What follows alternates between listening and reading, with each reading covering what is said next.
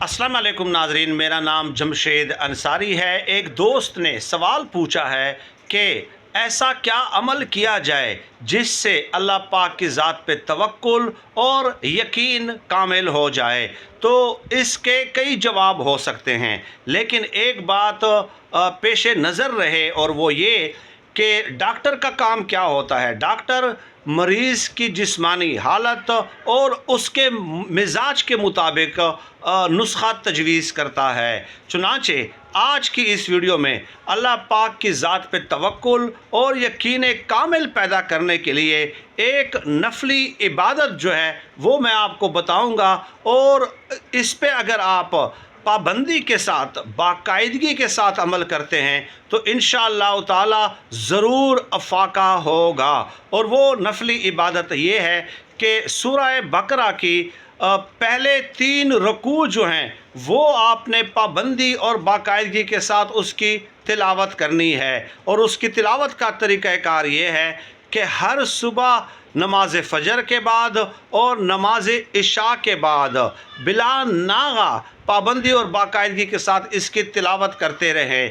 अगर आप ये रूटीन बना लेते हैं, मामूल बना लेते हैं और सूरतुल बकरा की 3 रकू जो हैं वो बाकायदगी के साथ तिलावत करते हैं तो उसके कई फ़वाइद हैं।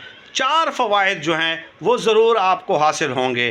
पहला फ़ायदा इसका ये है कि इंसान को अपने गुनाहों का, अपनी गलतियों का एहसास होने लगता है। और दूसरा जो इसका असर है या जो फ़ायदा है वो ये कि आपको अल्लाह पाक से मोहब्बत होने लगती है, आपको अल्लाह पाक पे प्यार आने लगता है। ये अल्लाह पाक के साथ इश्क़ के सफ़र की इब्तिदा है। और तीसरा ये कि आपको अल्लाह पाक की ज़ात पे तवक्कुल और यकीन कामिल हासिल होने लग जाता है। और चौथा फ़ायदा इसका ये है कि इंसान के अंदर ख़ुद एतमादी पैदा होती है।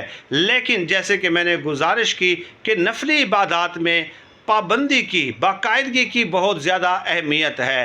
हर नमाज फ़जर और नमाज इशा के बाद आपने ज़रूर इसका एहतमाम करना है।